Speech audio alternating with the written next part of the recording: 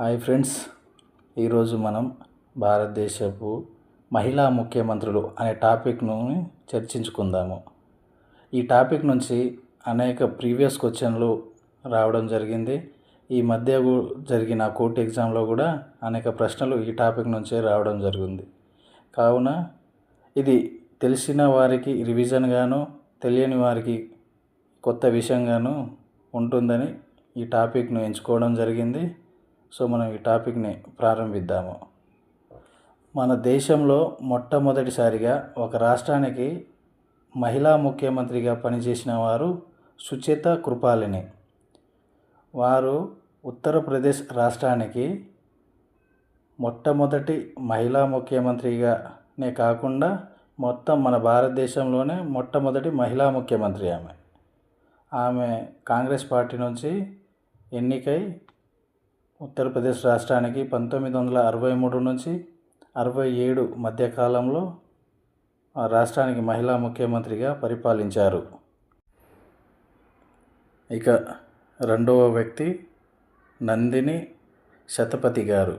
వీరు ఒరిస్సా రాష్ట్రానికి ఏకైక మహిళా ముఖ్యమంత్రిగా పనిచేశారు.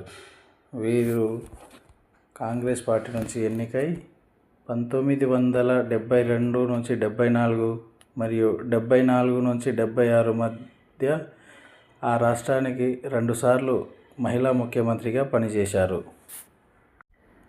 మూడవ వ్యక్తి శశికళ కకోద్కర్. వీరు గోవా రాష్ట్రానికి ఏకైక మహిళా ముఖ్యమంత్రిగా పనిచేశారు. వీరు మహారాష్ట్రవాది గోమత్ పార్టీ నుంచి ఎన్నికై 1973 నుంచి 79 మధ్యకాలంలో గోవాకు మహిళా ముఖ్యమంత్రిగా సేవలందించారు. ఇక నాలుగో వ్యక్తి సైదా అన్వరా తైమూర్. అస్సాం రాష్ట్రానికి ఏకైక మహిళా ముఖ్యమంత్రి. వీరు కాంగ్రెస్ పార్టీ నుంచి ఎన్నికయ్యారు. 1980-81 మధ్యకాలంలో వీరు అస్సాం రాష్ట్రానికి మహిళా ముఖ్యమంత్రిగా సేవలందించారు. ఐదవ వ్యక్తి జానకి రామచంద్రన్. వీరు తమిళనాడు రాష్ట్రానికి మొదటి మహిళా ముఖ్యమంత్రిగా పనిచేశారు. ఏఐడిఎంకే జానకి పార్టీ నుంచి వీరు ఎన్నికవ్వడం జరిగింది. ఈమె 1988లో తమిళనాడు రాష్ట్రానికి ముఖ్యమంత్రిగా ఎన్నికయ్యారు. ఈమె భారతదేశంలోనే అతి తక్కువ కాలం పనిచేసిన మహిళా ముఖ్యమంత్రిగాను, దక్షిణ భారతదేశం నుండి మొట్టమొదటి మహిళా ముఖ్యమంత్రిగా రికార్డును సృష్టించారు. ఆరవ వ్యక్తి జయలలిత. ఈమె తమిళనాడు రాష్ట్రానికి రెండవ మహిళా ముఖ్యమంత్రిగా పనిచేశారు.